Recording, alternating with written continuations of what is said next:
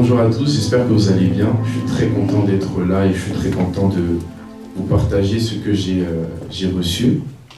Et donc, mais ça serait bien qu'on fasse un talk show, non? C'était pas un talk show de base qu'on devait faire? Ouais, ça serait bien. Là seul comme ça, c'est... Bon, moi déjà, j'ai à cœur de vous partager ce que j'ai reçu quand je priais par rapport à ça. C'est que, déjà, la sanctification, c'est le fait de se mettre à part pour Dieu, en Jésus-Christ. Donc, on ne peut pas se sanctifier en dehors de Jésus-Christ parce que c'est Jésus qui sanctifie. Et donc, ça veut dire que la sanctification, c'est une normalité quand on est chrétien. C'est une normalité, c'est une norme. Mais je ne pense pas que je vais forcément m'attarder dessus parce que je pense que le pasteur Pascal en parle souvent. Je pense qu'on est déjà assez bien enseigné par rapport à ça. Donc moi, je vais juste apporter ma pierre à l'édifice en vous partageant qu'est-ce qui, moi, personnellement, m'a aidé à me sanctifier et qui, jusqu'à aujourd'hui, m'aide et m'aidera à me consacrer au Seigneur, quoi. Donc voilà. Déjà, je ne sais pas si vous avez des questions, effectivement. Si quelqu'un a des questions, avant qu'on puisse commencer. Des questions sur la sanctification.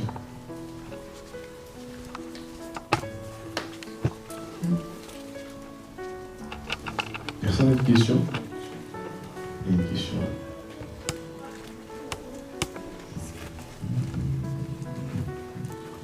Du coup, le thème, c'est la sanctification, mais je voulais savoir un peu qu'est-ce que c'est que la sanctification déjà. Ok. Définir un peu le terme. Yes. En fait, la sanctification, moi je l'enseigne vraiment de manière simple. Dans sanctification, il y a sang. Et la sanctification, c'est le fait de se mettre à part. C'est-à-dire, je me consacre, je me mets à part pour un but précis. C'est-à-dire, quand je donne ma vie à Jésus, quand je fais la prière du salut avec un cœur sincère et que je reçois Jésus comme Seigneur et Sauveur, marcher avec Jésus m'exige de me comporter d'une certaine manière. Parce que la Bible dit que deux personnes ne peuvent pas marcher ensemble s'ils ne se sont pas mis d'accord au préalable. C'est-à-dire, une fois que je décide de marcher avec Jésus, lui maintenant, comme c'est lui qui est Seigneur, parce que je l'ai reconnu comme mon Seigneur et comme mon Sauveur, mais comme mon Seigneur, donc comme c'est mon Seigneur, c'est lui qui me dit comment je dois me comporter. Et donc, une fois que je donne ma vie à Jésus, les exigences de Jésus, c'est que je puisse faire ce qu'il me demande.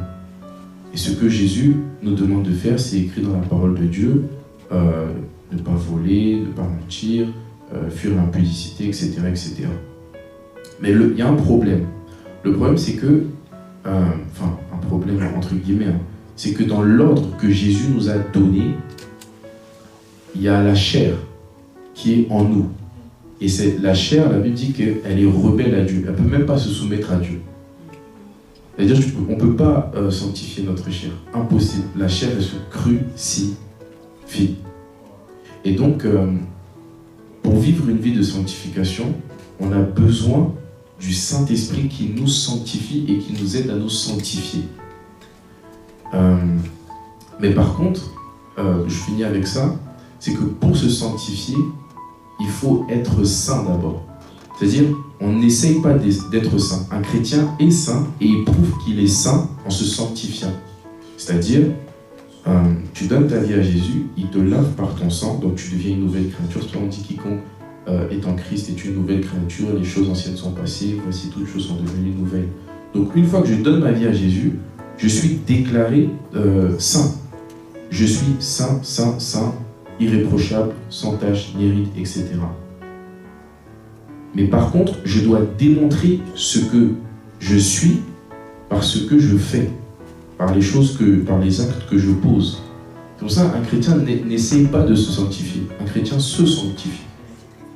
De la même manière dont, avant Christ, on péchait, et pour nous c'était normal, il n'y avait aucun remords à cela. Il en est de même, dès que je donne ma vie à Jésus, c'est normal de me sanctifier. Donc voilà comment je peux résumer la sanctification, premièrement.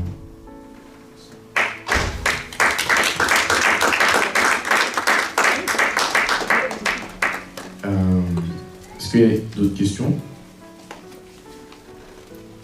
Oui, on a reçu d'autres questions et il y a une personne qui demande la différence entre la sanctification. Est-ce que c'est quelque chose qu'on fait une fois quand on donne notre vie à Christ, ou c'est justement tous les jours de notre vie qu'on doit demander à être sanctifié? Est-ce qu'on a besoin de le faire qu'une seule fois, ou c'est tous les jours de notre vie? Très bonne question. Je vais vous prendre un verset parce qu'on faut répondre avec la parole. Ça, c'est vraiment une bonne question. On peut acclamer pour la question.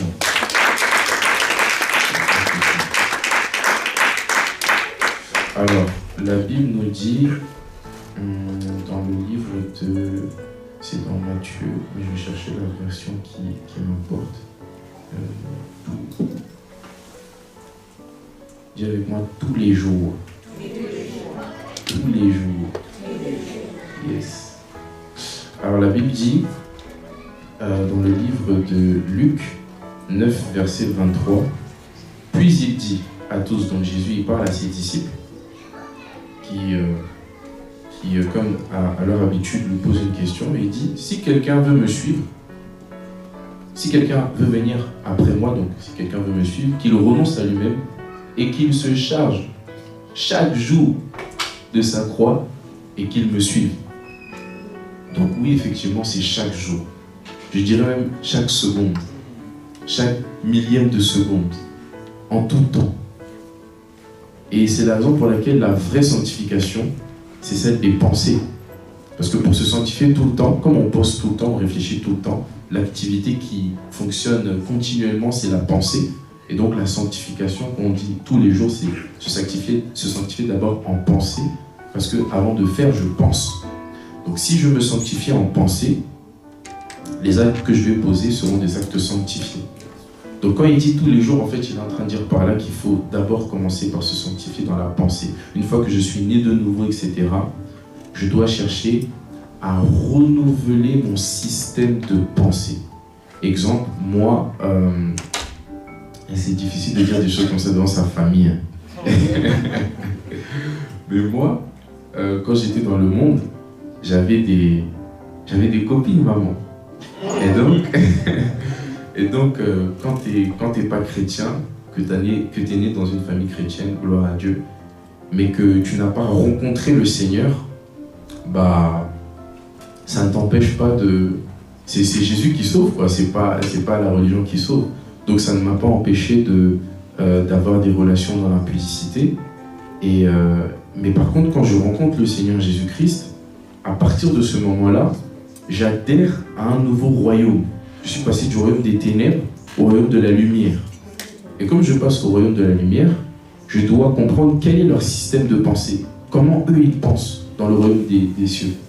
Et dans le royaume des cieux, on nous dit qu'un homme est tel que sont ses pensées. Dans le royaume des cieux, on nous dit de ne pas nous conformer au siècle présent, mais de nous laisser transformer par le renouvellement de l'intelligence afin de discerner ce qui est bon, agréable et parfait.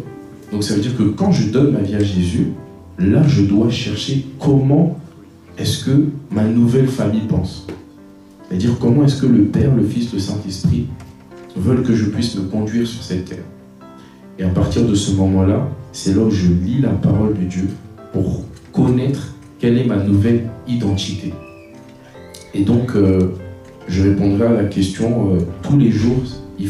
Par là, il faut vraiment comprendre que c'est un travail qui est fait au niveau de la pensée.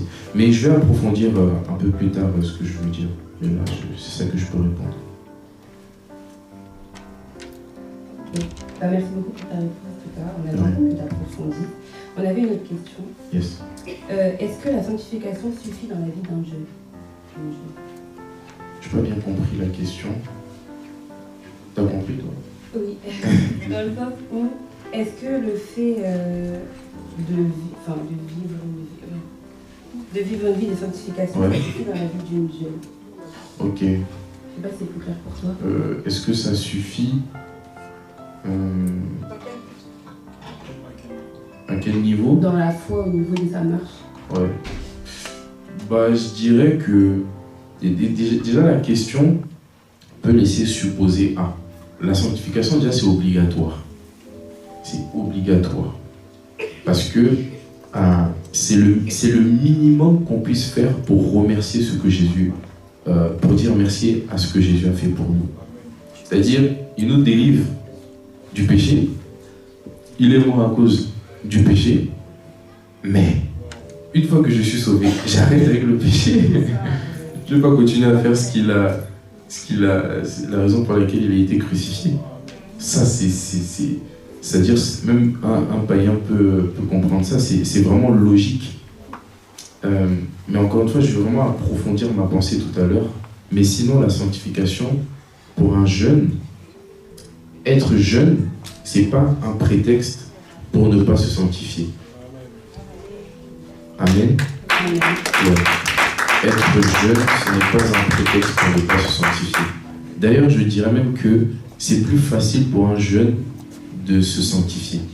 Et je vais appuyer mes propos, bien évidemment, avec la parole. Quand le ciel voit la jeunesse, c'est dans le livre de Jean, il est écrit « Je vous écris, jeunes gens, parce que vous êtes forts, parce que la parole de Dieu demeure en vous, parce que vous avez vaincu le mal. » Donc quand le ciel témoigne des jeunes en Christ, il y a 3 qualifications qu'on leur donne. Fort par la prière, la parole de Dieu demeure en vous, c'est-à-dire la méditation de la parole, et parce que vous avez vaincu le malin, la sanctification et aussi tout ce qui est combat spirituel, etc. Mais quand on dit vous avez vaincu le malin, c'est-à-dire que vous avez vaincu le péché, quoi. Parce que c'est le malin qui nous tente. Donc, la réalité, c'est que, effectivement, on dit que la jeunesse est dans le péché, etc. Mais la réalité n'est pas la vérité. C'est la parole de Dieu qui est la vérité. Donc c'est ce que la parole de Dieu dit qui malaxe, qui transforme la réalité en la vérité. Et souvent, très souvent, je finis avec ça, pour le diable, quand il veut séduire, quand il veut séduire quelque chose, il va toujours faire à ce que cette chose puisse devenir une norme. Alors qu'en vérité, la jeunesse, c'est une jeunesse qui vit dans la sanctification. Aujourd'hui, quand on parle de jeunesse, très souvent, on va vouloir parler, justement, comme on fait aujourd'hui, de sanctification, c'est-à-dire comment faire pour que la jeunesse puisse se sanctifier. Mais en vérité, la Bible nous dit que la jeunesse, c'est une jeunesse qui a vaincu le mal. Voilà. Donc c'est ça que je peux dire par rapport à ça. Ok. Et du coup, à partir de quel moment savons-nous que nous sommes réellement sanctifiés? C'est pas d'abord une question de sensation, c'est d'abord une question de foi. Okay. C'est-à-dire, je crois d'abord. Parce que si j'ai pas la foi, je vais me sanctifier, mais pendant un temps. C'est-à-dire, quand tu te sanctifies, par exemple, moi je me sanctifie, mais il faut que tu puisses croire quand même qu'il y a un Dieu qui te demande de le faire. Okay. Des fois, tu es dans une situation, imagine, je sais pas moi, tu es au travail par exemple, tu n'es pas à l'église, tu es au travail, et puis il y a une fille qui te fait des avances pour pouvoir tomber dans l'impudicité. Là, tu te sanctifies, pas seulement parce que tu dois le faire, mais parce que tu as la foi que Jésus est avec toi, et donc il me regarde, et donc je dois me sanctifier. C'est-à-dire, Tu veux me répéter la question? Ok. À partir de quel moment savons-nous que nous sommes réellement sanctifiés? Voilà, et on sait à partir de quel moment nous sommes sanctifiés lorsque on a en nous la voix du Saint-Esprit. Parce que la Bible nous dit que il nous enverra le Saint-Esprit, il va nous convaincre de tout ce qui est le péché et la justice. C'est-à-dire, il y aura je ne parle pas de la conscience, parce que nous tous on a une conscience, ça c'est pas bien, ça c'est bien, etc. Mais en fonction de là où on a grandi, etc. Il y a des familles, par exemple, voler c'est pas un problème, il y en a d'autres, c'est un problème. Donc ça c'est la conscience. Mais moi je parle de la voix du Saint-Esprit qui nous convainc de tout ce qui est le péché et la justice. C'est-à-dire la voix du Saint-Esprit qui nous dit que ça, c'est pas pour toi, c'est pas un enfant de Dieu qui doit le faire. Et en général, il s'argumente sur la parole de Dieu. Voilà. Donc je sais que je me sanctifie et je suis conscient que je me sanctifie lorsque j'ai la voix du Saint-Esprit qui me guide, qui me dit fais ci, fais ça, etc. Une chose est de l'entendre, une autre est de lui obéir. Donc, c'est bien de l'entendre, mais c'est mieux de lui obéir parce que celui qui n'obéit pas à ce qu'il entend, il est comme celui qui n'a rien entendu. Et donc, ça veut dire que quand j'obéis à l'esprit, je prouve que je crois. Parce qu'il existe, mais je ne le vois pas. Physiquement, comme ça, je ne le vois pas. Donc, quand j'obéis à un être invisible, c'est ça la foi. Et donc, quand j'ai conscience que je me sanctifie, c'est quand j'ai la foi que le Saint-Esprit vient en moi, il me parle, il me convainc du péché et de la justice. Et donc, je ne dois pas faire ça, je ne dois pas faire ça, je ne dois pas faire ça. Et ça se démontre par les œuvres. Okay. Donc, voilà. Par rapport à ce qui a déjà été dit, est-ce que vous avez des questions?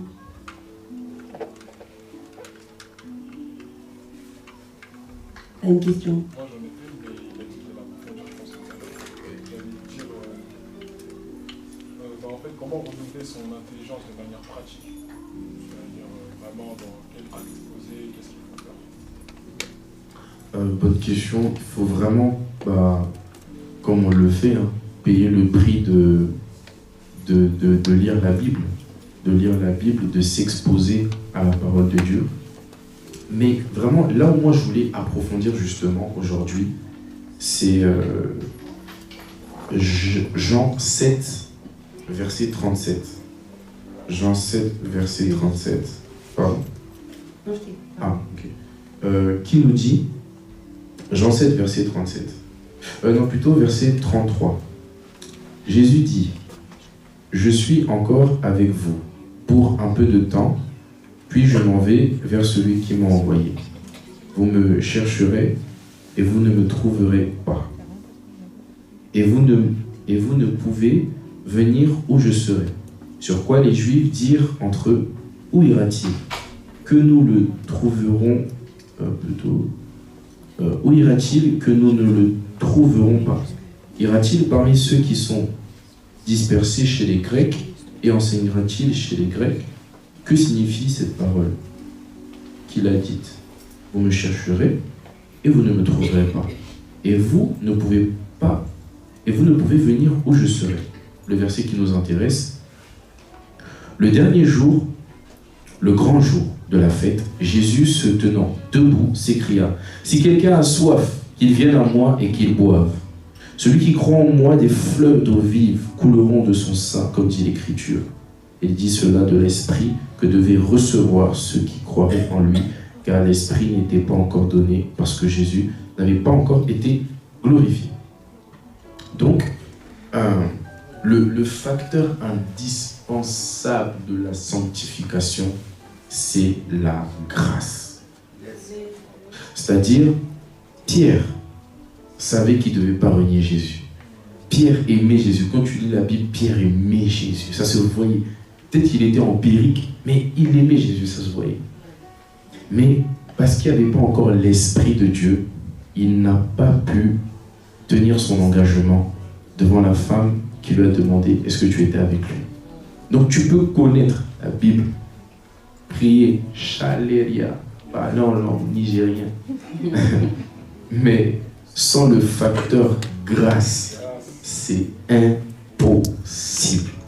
C'est pour ça que la Bible nous dit bien, c'est ni par force, ni par puissance, mais par son esprit. Et beaucoup de jeunes, on s'appuie sur nos forces, sur nos jeûnes, nos prières. C'est bien, c'est une bonne chose, c'est ce que le Seigneur nous demande de faire. Je ne suis pas en train de t'enlever ça, pas du tout.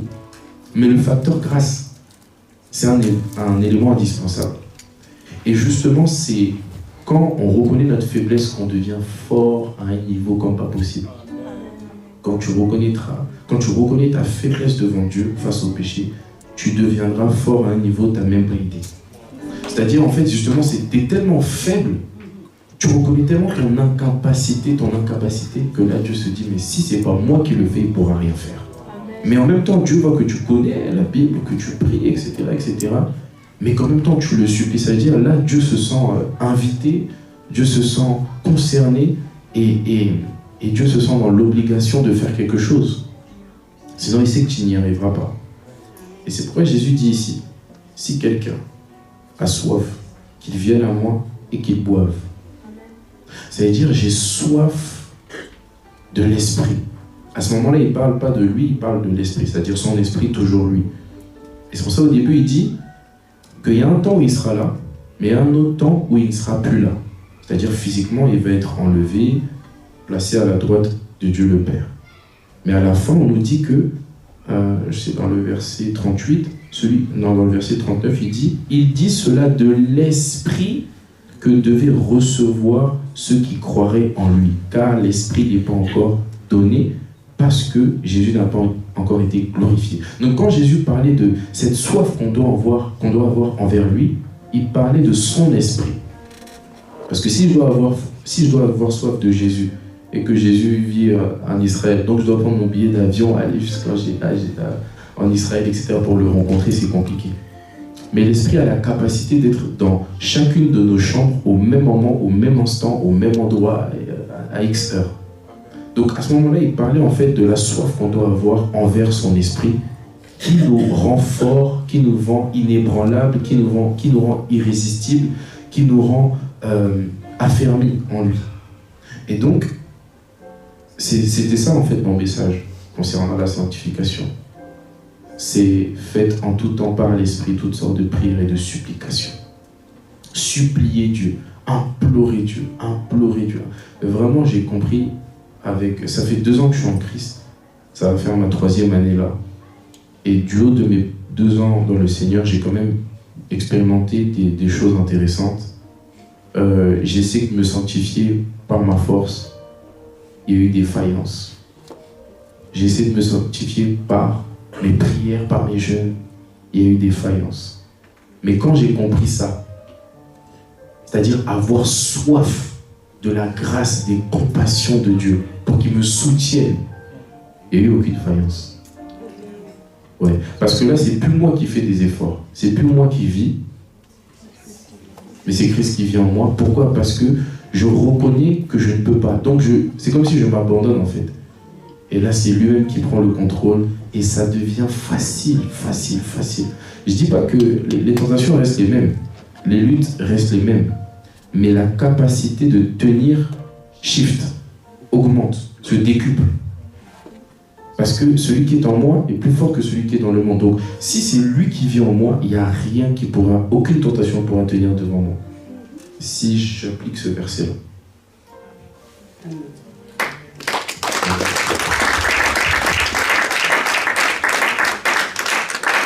Merci beaucoup, Clinton. Est-ce que vous avez une autre question? Quelqu'un dans l'Assemblée? Vous disiez tout à l'heure que sanctifier, c'est mis à part et faire ce que Dieu attend de nous. Mais sa volonté dans la sanctification, c'est juste la pureté de l'âme, ou c'est donc tout dans le plan qu'il a pour nous, ou ce que je me fais comprendre? Oui, je comprends. C'est-à-dire, est-ce que c'est ma sanctification personnelle ou d'autres choses de ma vie que je dois... La sanctification parle du fait de ne pas pécher, tout ça. Mais est-ce que la sanctification s'arrête à la pureté de l'âme, ce que Dieu attend de nous dans nos actes, dans notre façon de penser, ou bien ça s'applique aussi dans toute sa volonté? Parce qu'on a des cours pour nous, des promesses, des missions pour nous. Est-ce que c'est ça aussi la sanctification? Est-ce que les gens peuvent comprendre? J'ai pas bien compris la question. Quelqu'un a compris la question? Oui. Je crois qu'elle veut savoir si la sanctification, ça se constate seulement dans notre vie, à notre échelle, ça dépend que de nous, ou lorsque des choses se passent dans notre vie, c'est aussi c'est le résultat de la sanctification, non? Non, je ne vais pas me faire comprendre. Vous disiez tout à l'heure que la sanctification, c'est être mise à part pour Dieu. D'accord? Tu peux répéter pour que tout le monde comprenne? Que la sanctification, c'est être mise à part pour Dieu et qu'on applique ce qu'il attend de nous. Mais est-ce que le terme sanctification s'arrête juste à la pureté de l'âme, c'est-à-dire ne pas pécher, ne pas... Ou bien ça s'arrête aussi, ça s'applique aussi à tout, sa volonté, ses missions qu'il a. Est-ce que les plans qu'il a pour nous, est-ce que c'est ça aussi la sanctification? Oui, c'est-à-dire parce que nous on peut faire des choses, on a des pensées, on a des projets, mais c'est pas dans la volonté de Dieu. Est-ce que je... Oui, j'ai compris, ouais. Bah oui, effectivement, le terme sanctification, c'est pour ça que j'ai bien dit mise à part, ça ne concerne pas que la vie chrétienne. Il y a par exemple des sorciers qui mettent à part leur talisman, tout ça, parce que c'est consacré à leur divinité. Donc c'est pas un terme qui est que chrétien, mettre à part quelque chose pour une divinité. Mais il est possible, par exemple, cette Bible, elle est sanctifiée. Elle est mise à part. Je ne peux pas donner cette Bible-là, je ne sais pas moi, à n'importe qui. Mon téléphone aussi est sanctifié. Parce que comme le sang de Jésus coule sur moi, tout ce que je décide de toucher, de consacrer, est imbibé de sang en fait. Enfin, du sang du Seigneur Jésus. Par exemple, sur ce téléphone, je ne vais pas mettre de la musique mondaine. Parce qu'il est consacré, il est sanctifié, il est mis à part pour Dieu. C'est pour ça que la Bible dit que le lit conjugal soit exempt de toute souillure. Parce que dans le cas du mariage, bon, je ne suis pas marié, mais j'ai fait les formations. Mais dans le cas du mariage, même le lit conjugal doit être sanctifié. Donc tout ce qu'un chrétien possède et que l'Esprit demande de mettre à part, il doit le faire. Par exemple, je peux être en train de prier comme ça, le Seigneur me dit, mets une somme à part et puis consacre-la moi. Pour mon œuvre, pour le ministère ou bien pour n'importe en fait. Donc, c'est ça justement. Une fois que moi je suis sanctifié, tout ce qui m'appartient est sanctifié aussi. Ouais. Et c'est ça qu'on appelle un sacrifice de bonne odeur. C'est-à-dire je m'offre totalement. Et la preuve, c'est que quand Abraham a donné son fils, en fait, Abraham s'est donné lui-même. Parce que tout ce qu'il possédait, en fait, c'était son fils. Il avait tout laissé, il avait mis tous ses espoirs pour que Dieu lui donne un enfant. Et donc, de la même manière, une fois que je suis sanctifié, je dois être prêt à tout donner. Donc, voilà. C'est ça que je peux dire.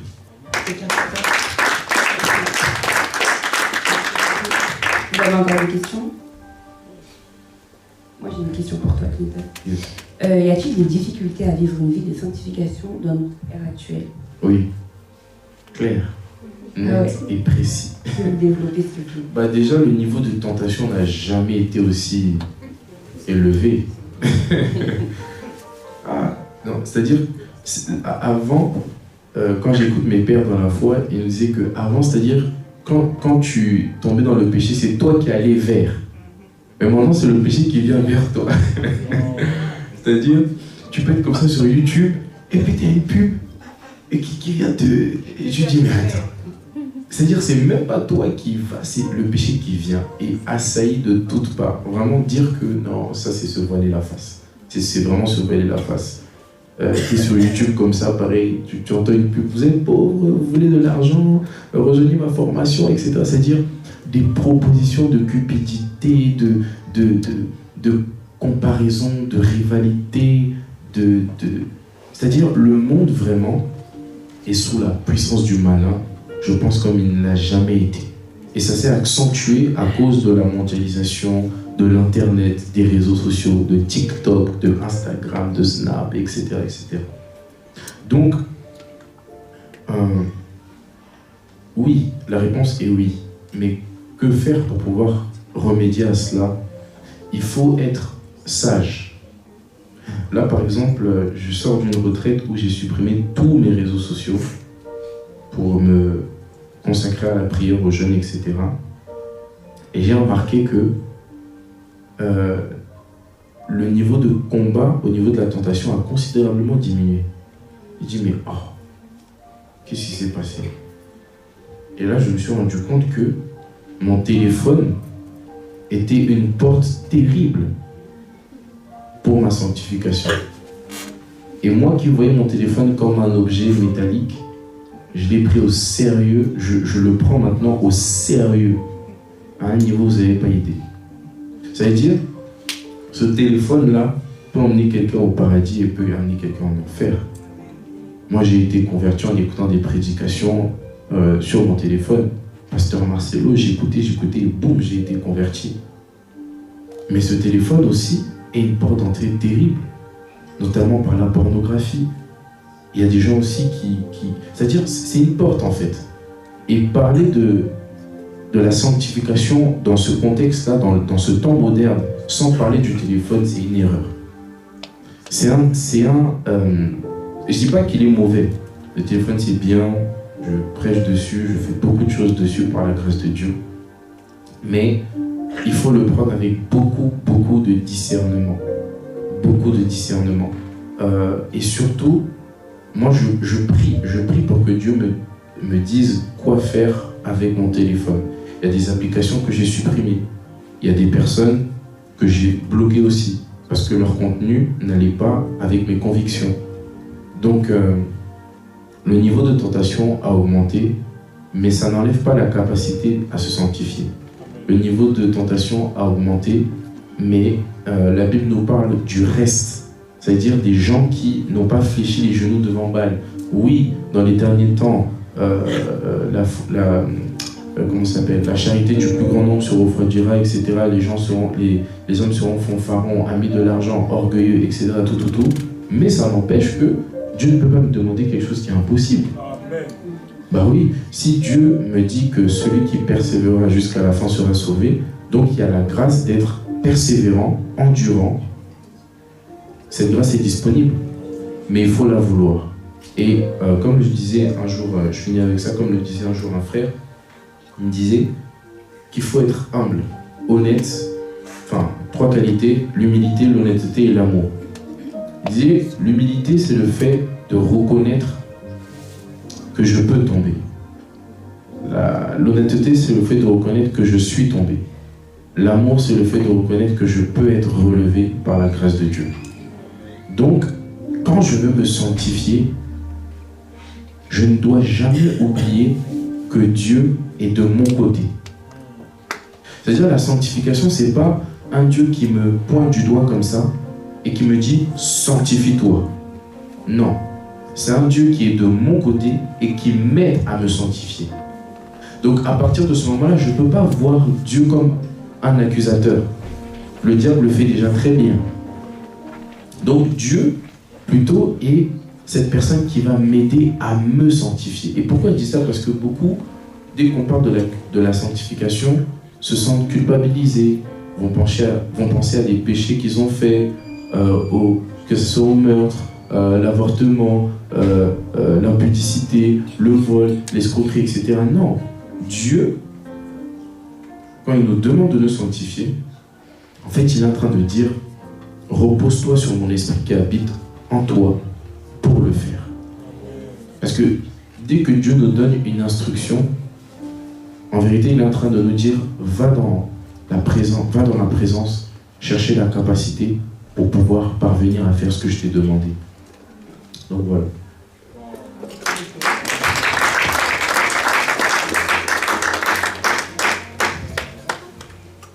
Quelqu'un a une question? Ok, du coup je vais relancer une autre question.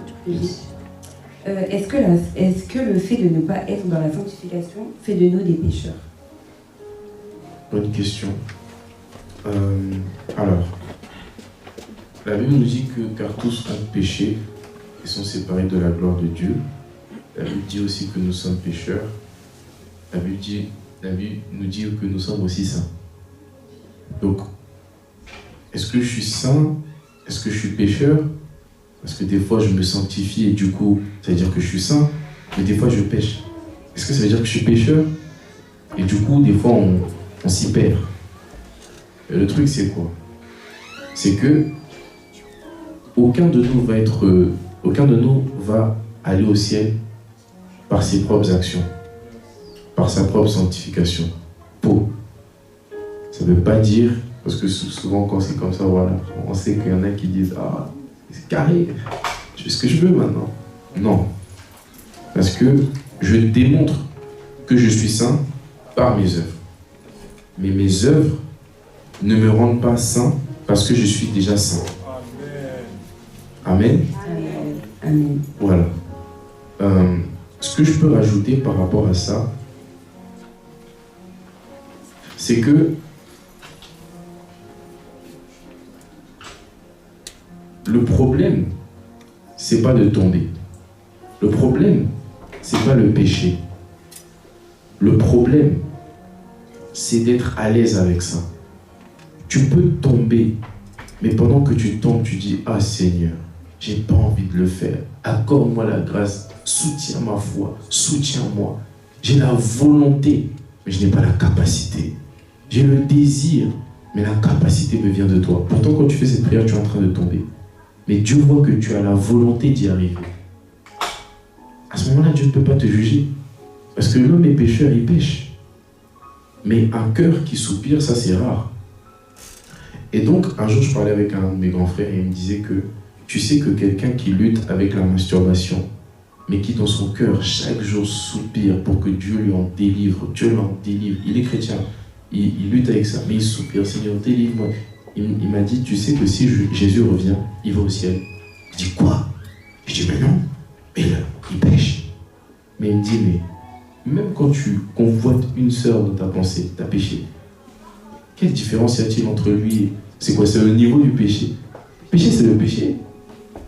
Là, j'ai compris qu'effectivement, c'est la grâce.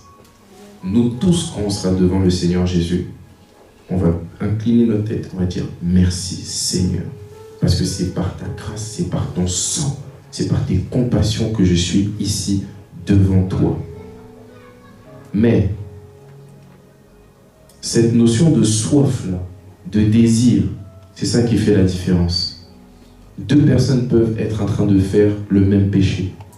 Mais ce qui va activer la notion grâce, c'est le soupir qu'il y a dans leur cœur. Un peut pécher et se dire, bon, c'est pas grave. Non, il ne dit pas c'est pas grave, il sait que c'est grave, mais ça ne dérange pas plus que ça. Il n'est pas si dans le remords que ça. Et ça, c'est l'iniquité. Or, Jésus est mort pour nos péchés, pour nos iniquités, etc. Mais l'iniquité, c'est quand tu es à l'aise avec ça, en fait. C'est l'apostasie. C'est-à-dire que tu pêches, tu sais que c'est un péché, mais tu ne veux pas te repentir. Tu vis dans ça, tu es à l'aise avec ça. On te prêche, tu esquives, on te prêche, tu esquives, et puis tu restes dans ça. Ça, c'est l'iniquité. Et Dieu résiste aux orgueilleux parce que l'iniquité, c'est de l'orgueil. Mais il fait grâce aux humbles. Et celui qui est dans le péché et qui est humble, Dieu va le délivrer. Et Dieu ne va surtout pas le culpabiliser ou l'accuser. Donc voilà. Mais ce que je veux dire par là, pour finir, c'est que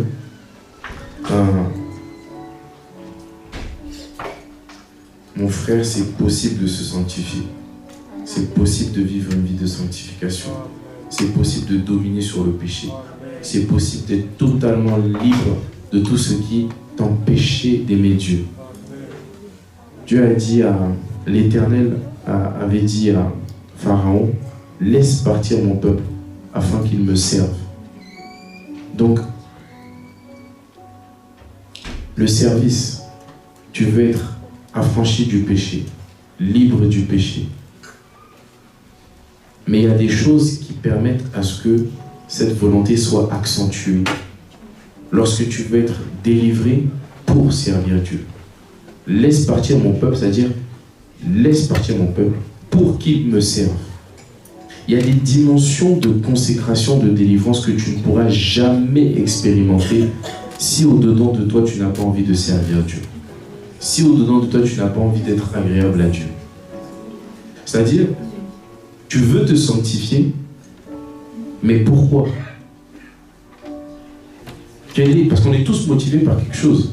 Quelle est la raison pour laquelle tu veux te sanctifier? Quelle est la raison pour laquelle tu veux être agréable à Dieu? Moi, j'ai une raison pour laquelle j'ai envie d'être agréable à Dieu. C'est parce que je l'aime, parce que je le désire ardemment, parce que je veux qu'il soit pleinement formé en moi, parce que je veux que quand je parle, on entend Jésus parler. C'est-à-dire j'ai trop de raisons pour pouvoir me sanctifier.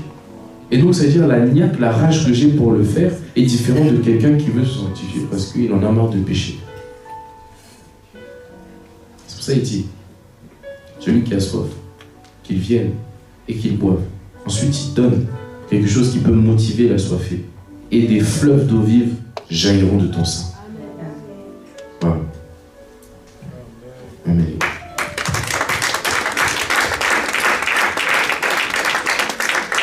Quelqu'un a une question dans l'assemblée? Okay.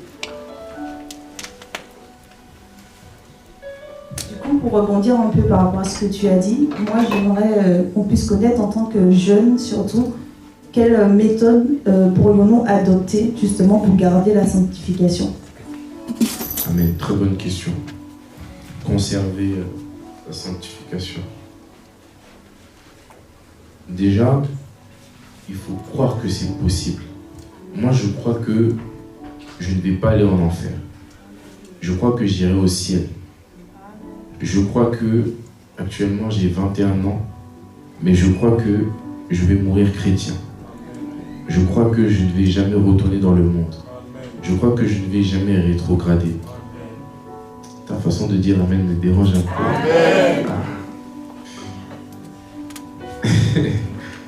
Je crois que je vais mourir chrétien. Amen. Je crois que j'irai au ciel. Amen. Je crois que ce que j'ai vomi, je ne vais pas y retourner. Amen. Je crois que l'esprit qui est en moi est plus fort que celui qui est dans le monde. Amen. Et donc j'ai la foi en ça. Yes. Voilà. Il y a des gens qui m'ont dit tu vas abandonner. Il y a des gens qui m'ont dit tu vas retourner dans le monde. Et c'est parole contre parole. Et tu vas pas dire non, je ne vais pas retourner. C'est pas ça. Il faut t'appuyer sur la parole de Dieu qui est le socle. Et la parole de Dieu me dit ce que Dieu a commencé, il l'amènera à la perfection. Donc ça veut dire que quand je me sanctifie, j'ai un but précis. Je sais où je vais.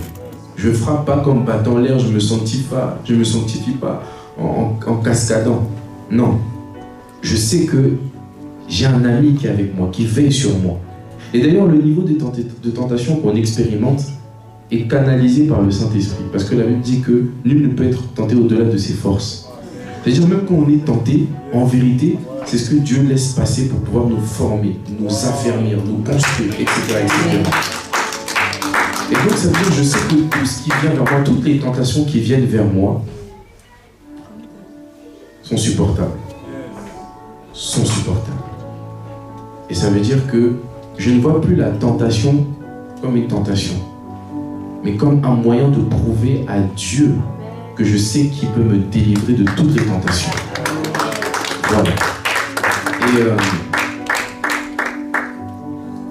Mais encore une fois, le paramètre soupir, désir, ne peut pas être enlevé. Il est indispensable. La Bible dit, ce n'est ni par ma force. Donc, Dieu reconnaît qu'on a une force. Cette force-là de parler comme ça, oui, moi, je vais, etc. Ça, c'est ma force. C'est ma volonté, mon ambition, mon désir. Ça, c'est ma force. Ce n'est ni par force, ni par puissance. Quand je dis ça, il y a un feu qui sort de moi. Oui, je vais aller au paradis, je ne vais pas aller en enfer, je vais me sanctifier, je vais me consacrer. Je parle avec force, avec puissance. Mais il dit, ce n'est ni par force, ni par puissance, mais par son esprit. Ah, comment ça? Donc, on peut être motivé comme ça et ne pas y arriver. Oui. Judas était disciple du Seigneur. Je pense qu'il aimait Jésus aussi. Pierre aussi, au moment où il a renié Jésus, je pense qu'il aimait aussi. Mais il a renié quand même. Mais le jour de la Pentecôte, le même, pas un autre, le même, qui a renié Jésus 3 fois devant une petite femme, a prêché Jésus devant 3000 personnes. Selon l'histoire de l'Église, la Bible, justement, les historiens nous disent que Pierre a été crucifié à l'envers. C'est-à-dire, on voulait le crucifier comme Jésus, il a dit non, je ne sais pas dire. Crucifiez-moi à l'envers.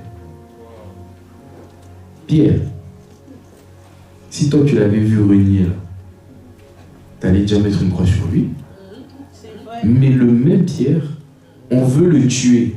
Déjà, il ne dit pas non. Mais en plus de ça, il rend complexe sa mort. Il dit comment vous devez me tuer. Mais vous vous rendez compte un peu? C'est pas inspiré de faits réels. Qu'est-ce qui peut pousser un homme à être autant conscient de la présence de Dieu? C'est parce qu'il comptait sur le Saint-Esprit. Il avait foi que l'Esprit marchait avec lui. Et il savait que si l'Esprit est avec lui, c'est ok. C'est pourquoi Abed-Nego, Meshach et Shadrach, ils ont dit oh, mets-nous dans le feu, c'est pas grave.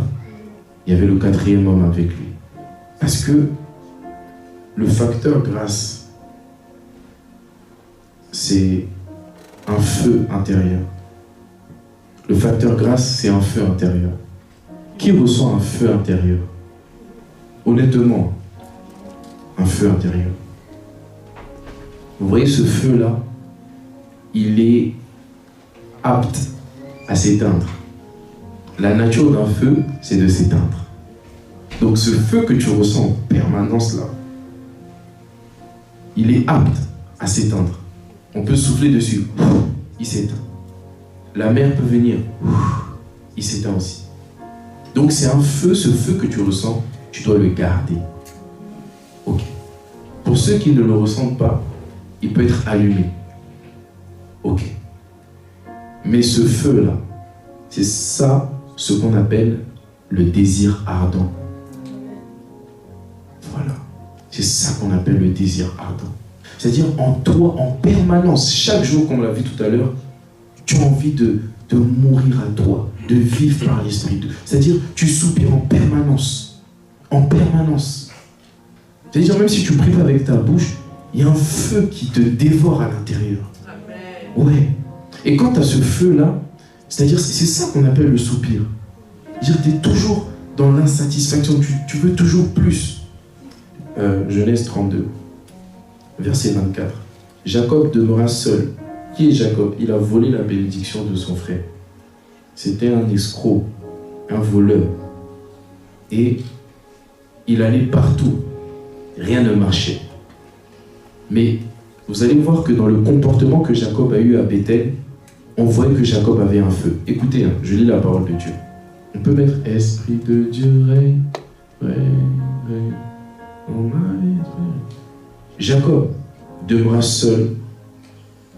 Le piano peut être un peu plus fort, s'il te plaît.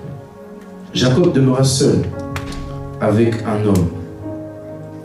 Plutôt, Jacob demeura seul. Alors un homme lutta avec lui jusqu'au lever de l'aurore.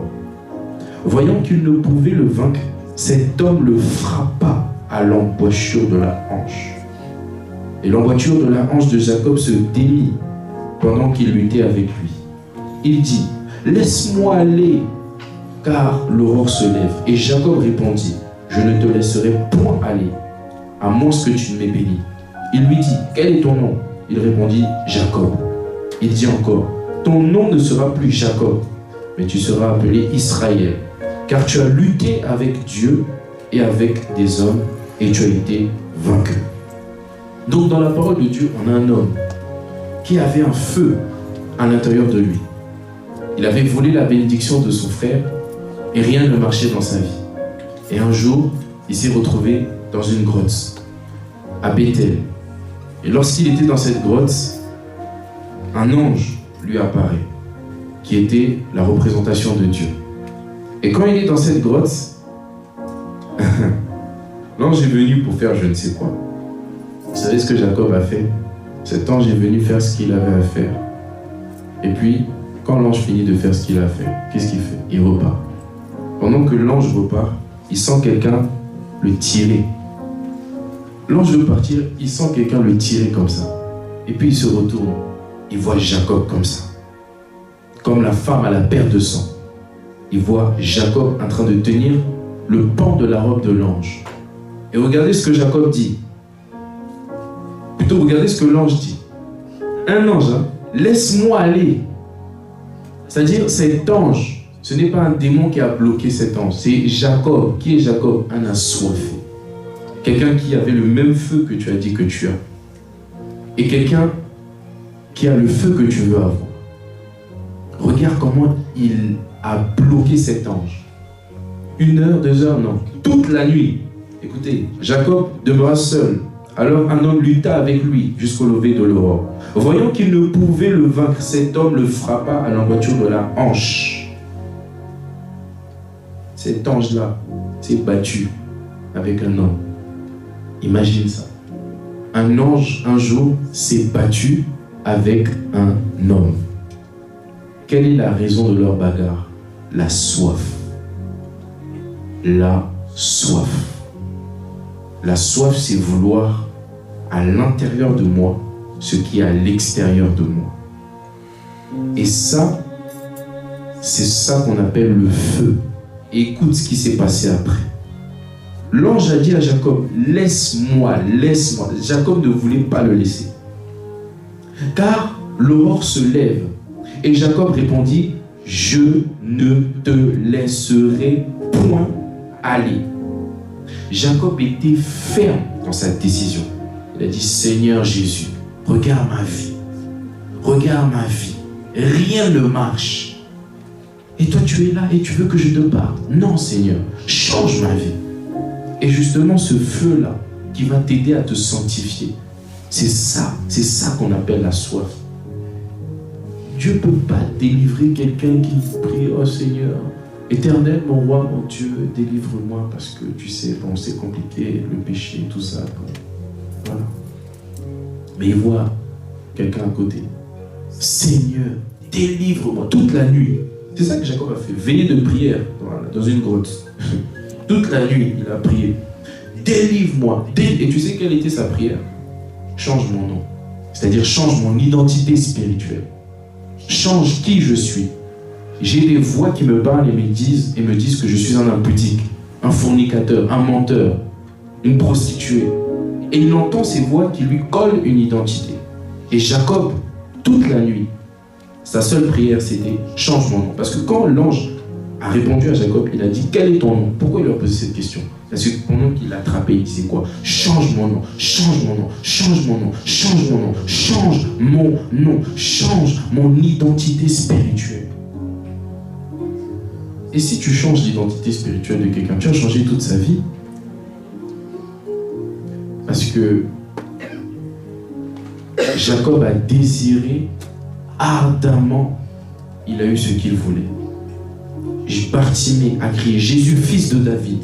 Il a crié, Jésus l'a délivré. La femme à la perte de sang, pareil, elle a soupiré, elle a été délivrée. La femme syrophénicienne, pareil, elle a dit, même les miettes qui tombent, là, ça aussi je veux. Elle a été délivrée. Le possédé de Gadara, il a crié, il a été délivré. La Bible dit, lorsque les justes crient, l'Éternel entend, il les délivre de toute leur détresse. C'est-à-dire le cri, il y a une puissance dans la soif, il y a une puissance dans le cri, il y a une puissance dans le soupir. Mais Dieu ne te demande pas que tu sois parfait ou que tu aies la capacité. Non, personne ne l'a. Mais que tu aies le désir, la volonté ardente de vouloir lui plaire. C'est ça la clé de la sanctification. C'est ça la clé. Amen.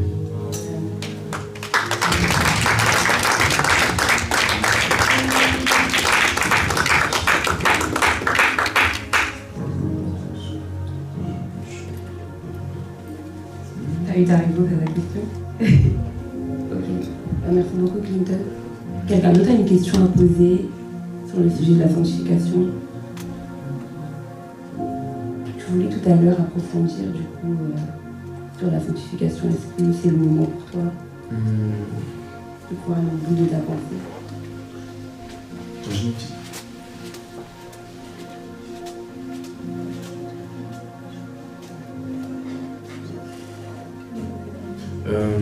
Alors, moi ce que je voulais approfondir, déjà on va prier.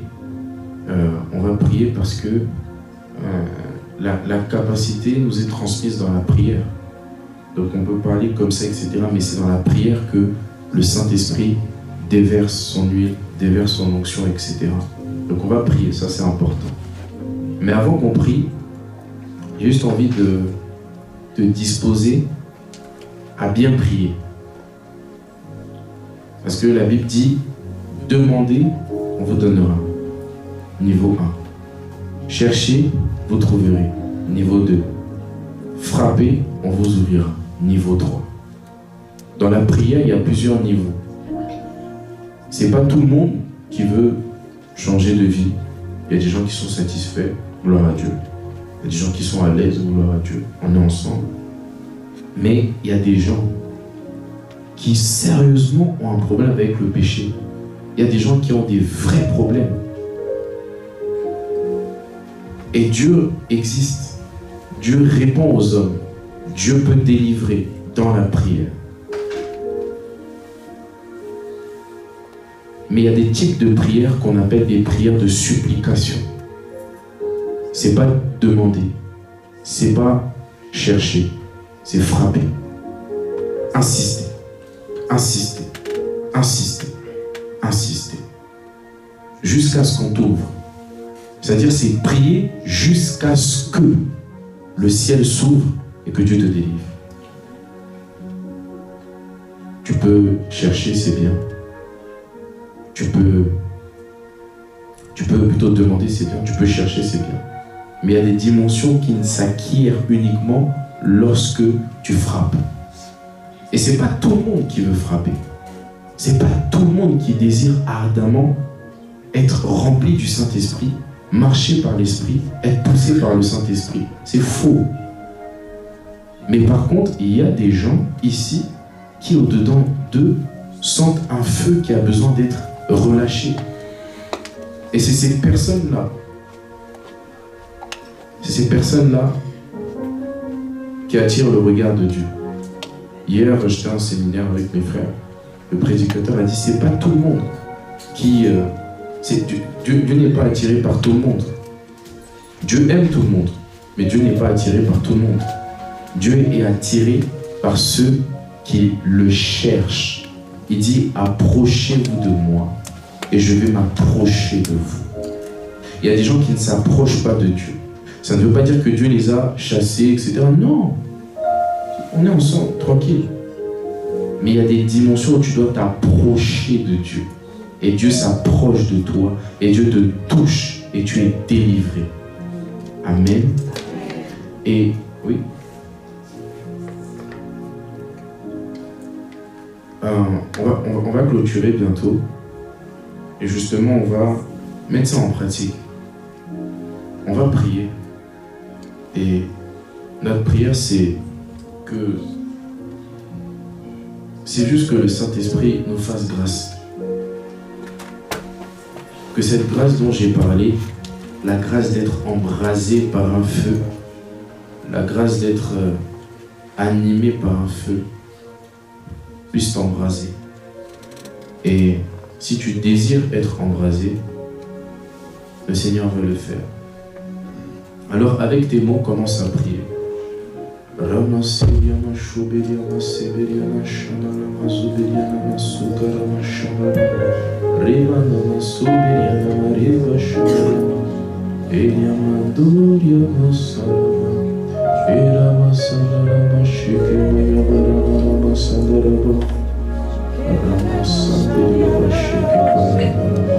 Dis avec tes mots, dis avec tes mots.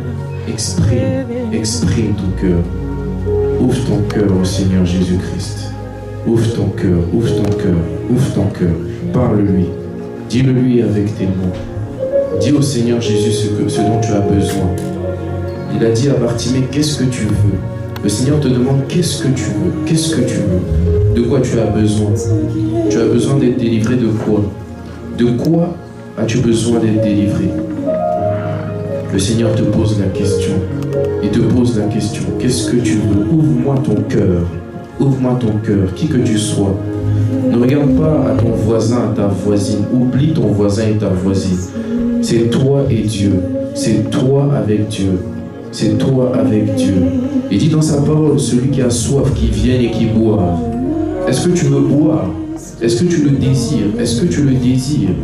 Est-ce que tu le veux? Est-ce que tu soupires? Est-ce que tu soupires? Est-ce que tu as envie d'être embrasé par le feu du Saint-Esprit? Il dit dans sa parole, c'est par le feu que l'Éternel les répand. C'est par le feu que l'Éternel répand. Est-ce que tu as le désir de t'offrir comme un sacrifice? Et Dieu répandra par le feu, c'est-à-dire tu seras embrasé par le Saint-Esprit. Tu seras réquisitionné par le Saint-Esprit. Dans ma vie espérée, règne Ramasobelia Macha, Oya Masobelia, Nebelia Babala Babala, Sobelia Masala, Elia Masobelia Macha, Elia Masobelia.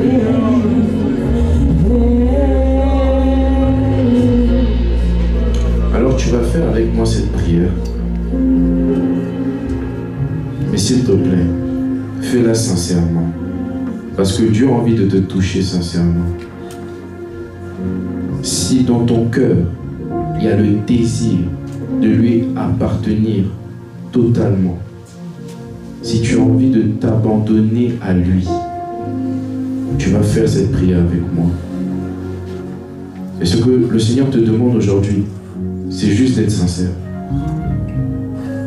Tu vas dire avec moi, Seigneur Jésus, j'ai la volonté, mais j'ai pas la capacité. Dans mon cœur, il y a un feu. Mais ce feu-là a besoin d'être augmenté, a besoin d'être relâché. Seigneur Jésus, tu as dit dans ta parole que celui qui a soif, qui vienne et qui boive. Je veux boire aujourd'hui. Je veux te connaître. Je te désire. Mes sources sont en toi. C'est toi mon appui. Élève ta voix, nous allons prier. Ramasalamaj. Oh, oh, oh. Je crie à toi. Oh, oh, oh.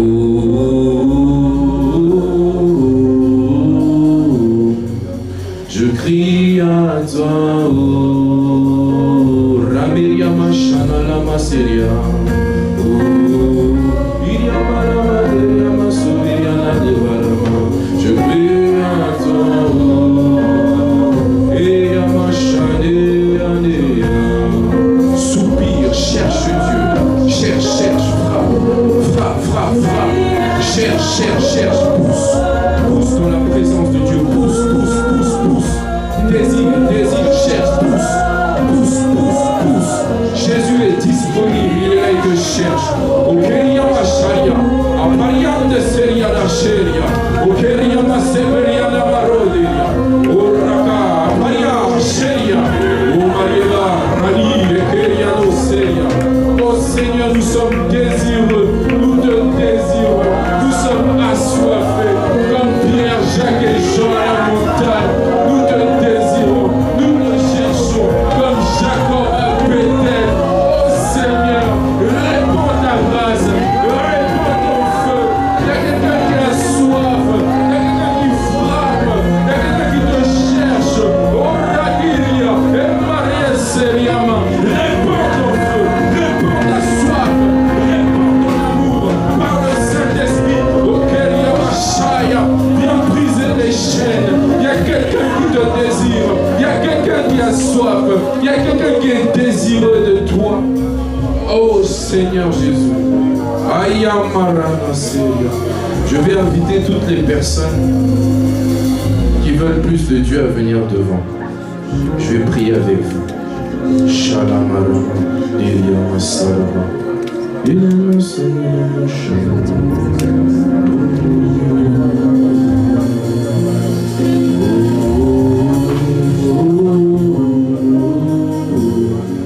je crie à toi, oh. Chante ce chant avec ton cœur. Oh, oh, oh, oh. Je crie à toi, oh. Vous avancez. Oh, oh, oh.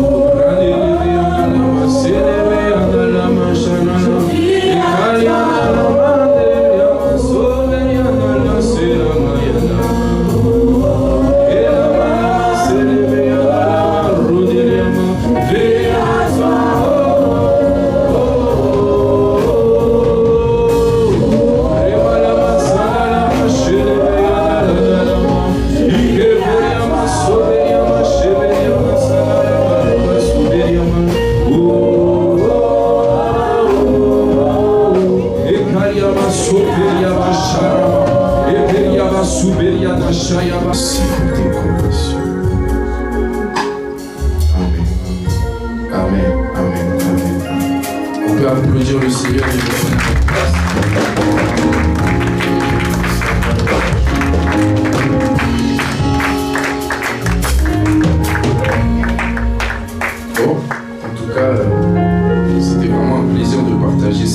Moi, je suis à la pierre angulaire depuis que je suis tout petit, donc c'est vraiment ma maison. En tout cas, que Dieu vous bénisse. Et j'ai juste envie de prier encore un tout petit peu avec vous, juste une dernière petite prière, sans les instruments et sans la chorale. Juste envie de vous bénir parce que j'ai été béni par vous, j'ai été béni depuis que je suis tout petit, je suis dans cette maison. Et je sais le bien que ça a fait à ma famille. Et j'ai juste envie de relâcher quelques paroles pour être reconnaissant. Alors Père, je prie et je te rends grâce pour l'église La Pierre Angulaire, pour le pasteur Pascal et son épouse. Je prie pour maman, je prie pour papa, pour que tu les gardes, pour que tu les gardes, pour que tu gardes maman Véro et pour que tu gardes papa Pascal. Garde-les en toi, préserve-les. Merci pour le don qu'ils sont pour cette église. Merci pour leur amour. Merci pour leur amour. Merci pour leur cœur, pour ton ministère. Augmente. Je prie, Père, humblement. Et je prie pour que la grâce qu'il y a sur mes pères soit relâchée dans cette maison. La grâce d'ouvrir et d'ouvrir et d'ouvrir encore. Je prie, Père, parce que tu dis qu'un homme ne donne uniquement que ce qu'il a. Ce que j'ai, Père, ce que tu as investi en moi, je le relâche sur cette jeunesse. La capacité et le feu de l'évangélisation, la grâce d'aimer les âmes, la grâce d'attirer les âmes, des jeunes qui sont dans les cités, dans les banlieues. Je prie pour qu'ils puissent affluer ici, qu'ils puissent trouver ici un refuge, qu'ils puissent trouver ici un réconfort. Merci Père, parce que cette maison sera la maison de Dieu. Ce sera une maison où les cœurs brisés vont retrouver espoir. Parce que Jésus sera prêché, parce que Jésus sera annoncé, parce que Jésus sera souverainement élevé. Merci pour le don que tu as fait à cette église, d'être une église qui produit des géants, d'être une église qui produit des grands ministères. Merci pour la grâce prophétique qui est dans cette église, qu'elle puisse s'étendre et s'étendre et s'étendre davantage. Je bénis cette maison, je bénis cette maison et je bénis cette maison. Père, je te remercie pour la maison Pierre Angulaire. Au nom de Jésus, Amen.